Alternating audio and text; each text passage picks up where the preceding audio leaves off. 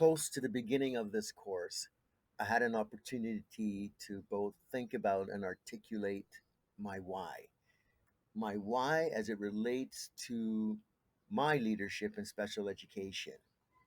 One of the key concepts that I discussed, or that was discussed at that time, was it's about letting others know what you believe that will convince and motivate them.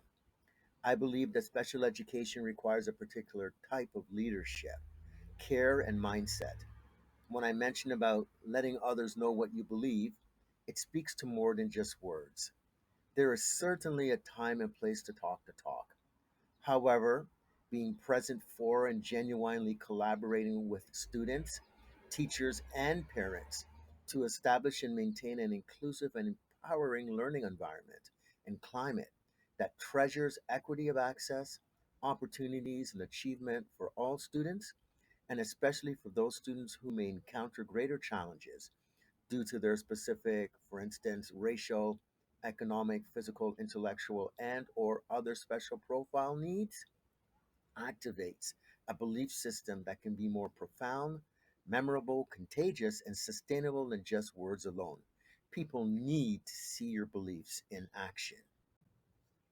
Knowing and believing in why you are doing something will sustain you and most likely the others that you lead through good and challenging times. I believe that dealing with and providing leadership in the area of special education can result in an immense sense of satisfaction and accomplishment. Still, there are times when the challenge is to regularly serve the varying and intense needs of the students and families, as well as the staff who are involved, and ensure the realization of that sense of satisfaction might become overwhelming and appear beyond being solvable. Yet, every student deserves to have the committed and collaborative efforts of a community of practitioners, a community of practice that seek out creative and sustainable solutions that go beyond the frustration, disappointment, and or discord towards the achievement of their beliefs, which are centered on and invigorated by the why of what you are doing. The third and final key concept um, that I articulated about the why, my why specifically, as it relates to my leadership in special education, was about identifying my purpose, cause, and belief, and that by doing that, that it would inspire others to follow you, to follow me. Simon Sinek explained that powerful leaders identify their purpose, cause, and belief, their why, which then inspires others to follow them. My why in education as a whole, but special education specifically, is that all students deserve to feel a part of the school and the school community and to have learning opportunities that are equitable and that allow them to meet their individual needs. Throughout my day, um, I found that as a vice principal, I was constantly working on making connections, offering choices, and inspiring students to be their best, right at a time when their classroom teachers, it seemed, had possibly given up on them. I found that students who were not complying or completing a task appropriately were sent to my room, my office, for quote unquote assistance. It was here where I was able to model how to respect them for who they are, for who they are as a person, as a student. I encouraged them to keep trying and I gave them a chance to develop some success and feel proud about it. As I modeled these actions and lived out my why, I developed a network of other staff who believed in the same philosophy, who reached out to certain students to help them feel included and valued as a member of the school community. It's my dream that more teachers will see the positive impact that we have made with students and begin to join and contribute to that community of practice.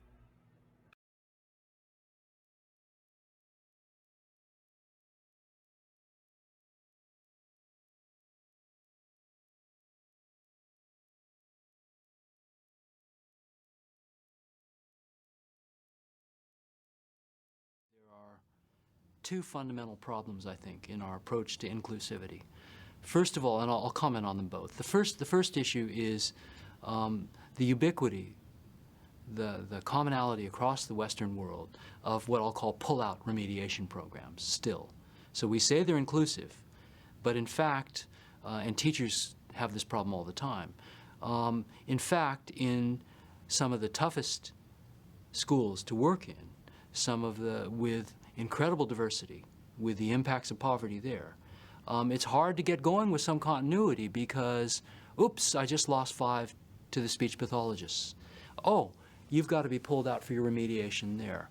Well, the kids who are ascertained for this special ed issue have to go over there, et cetera. So the problem that we've got, the first problem that we've got is the incentivization through separate funding, through ascertainment schemes, et cetera, of the pull-out and remedial model. So we talk about inclusivity, but in fact, we fail to make the revolution in the mainstream ways that we teach because we still rely upon the specialists to do this and the pull-out there and the pull-out there. And part of the problem we have at the school level is trying to get a lot of the pull-out remediation models to actually fly in formation. I mean, I've actually seen children who are, the same child is diagnosed by a speech pathologist as having one phenomenon, is diagnosed by a linguist, second language expert, as having dialect interference. As simultaneously, the same phenomenon is diagnosed by an educational psychologist as being a cognitive or developmental issue. So trying to get the pull-out remediation systems, which already disrupt your timetable, to somehow work in a coordinated fashion so that they aren't pulling the kid this way and pulling the kid that way and pulling the kid that way and disrupting the timetable simultaneously is a real problem in inclusive education. So that's one set of very practical issues that we have, is that on the one hand we talk inclusion, on the other hand, because there's a separate bucket of money for this remediation and a separate bucket for money for there and 13 categories of ascertainment, et cetera, basically the mainstream never gets fundamentally altered because bodies are moving in and out all the time by specialist remediation models, okay? I think FSL is a great case to highlight promising practices within the TDSB when it comes to inclusion. School and board leaders are all students are welcomed and respected in core French, extended French, and French immersion programs. FSL classrooms reflect the full diversity of learners in the community, and I would say even a wider diversity of educators and instructors as well. Collaboration problem solving is used when students are not succeeding in FSL.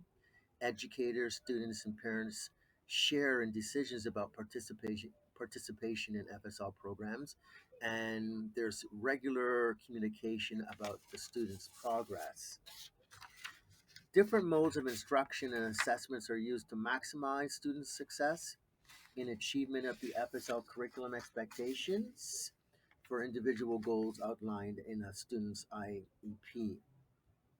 So these are just some examples of how one program area, one subject area, one content subject area, if you would, in the TDSB is doing all they can to support inclusive education. So that's part of a very practical problem that is there in many schools. But on the other hand, and this certainly comes into play in the recent work that we've done on Indigenous education in Australia, is teachers and principals and instructional leaders and systems continually are searching for this holy grail of a magic bullet way of teaching that will solve the problem of all kids. And I mean, when you've been in this business for 30, 40 years, you sit in the staff rooms and it's 6 thinking hats. Just do this and it's going to, it will create a rising tide in which all boats will lift, okay? Phonics, direct instruction, it'll solve everything. Behavior modification, it'll solve everything. Let's see, constructivism, it'll solve everything. Culturally appropriate pedagogy, it will solve everything. So what we get is we get this continuous century-long search for a magic pedagogy that will somehow create a rising tide that will lift all children. Okay? Well, ladies and gentlemen, there is no such animal. Okay? There is no universal pedagogy that will work in all subject areas or in one subject area for all kids, full stop. What we found, and particularly when we looked at indigenous schools and indigenous cohorts in which kids were actually closing the gap and actually making a difference, is what we found is that the teachers in those schools generally had done whole school curriculum planning, so they were in dialogue about kids and cohorts. But also, they had worked on what we've called, in some previous work in Ontario and elsewhere, an expanded pedagogical repertoire.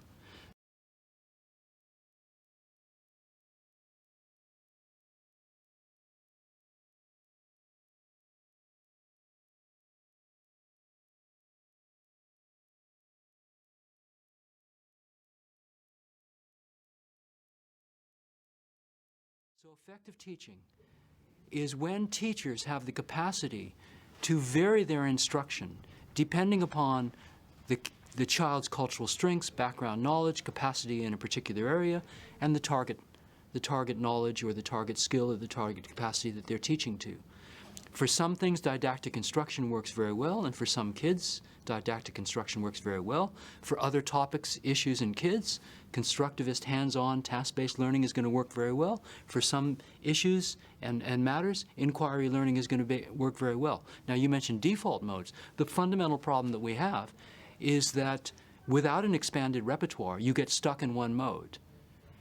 In the search for magic bullet, you can get stuck in one mode, when in fact, effective schools and effective teachers have teachers who master repertoire and are able to shift with a great deal of versatility, even within one instructional day, through a range of different instructional approaches that meet different kids' needs and target area needs. So for inclusion, what we need is people who can dance a number of dance steps,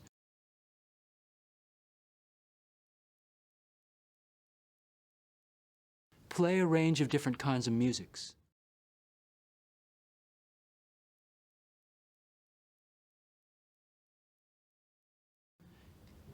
master a range of genres, as against teachers who are locked into the one best method. I strongly believe in the power of teamwork and that communication and collaboration are integral to successful teams, that there are two central components which tie together the other global competencies of critical thinking, problem solving, creativity, and innovation. I also feel that as a school team, through processes such as the SIP, we need to identify not only our areas of strength, but also those areas in which we require growth. Growth, which can be activated through intentional and targeted professional learning and capacity building.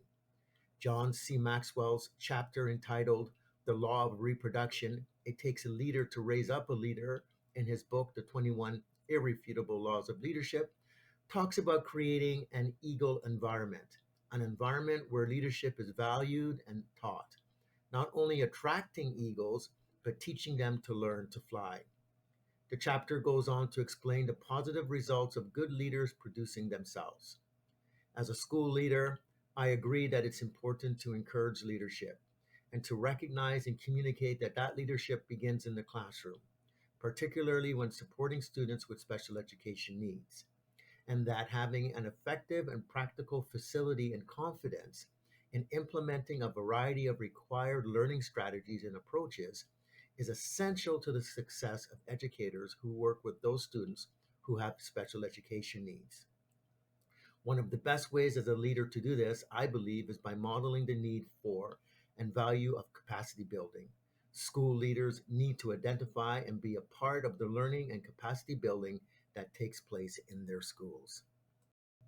I believe that having a mentally healthy school is very important, at the least, making efforts towards establishing a mentally healthy school as far reaching with staff, students, and parents is very important.